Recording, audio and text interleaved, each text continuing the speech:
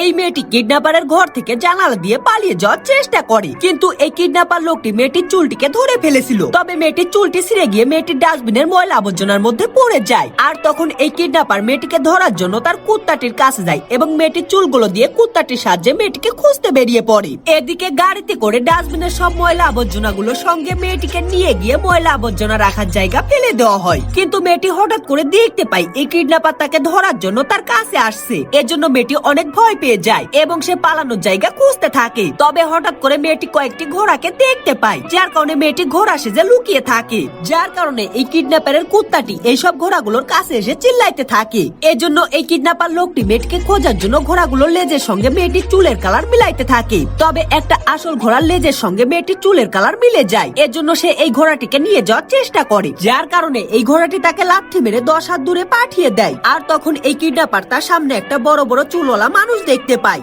আর এই মানুষটির চুলের কালার মেয়েটির চুলের কালারের মতো ছিল। এজন্য এই কিডন্যাপার এই মানুষটিকে মেয়েটি ভেবে তার চুলগুলো ধরে টানতে থাকে, যার কারণে এই লোকটি অনেক বেশি রেগে যায় এবং সে এই কিডন্যাপারকে ধরে ইচ্ছা মতো পিটাইতে থাকে।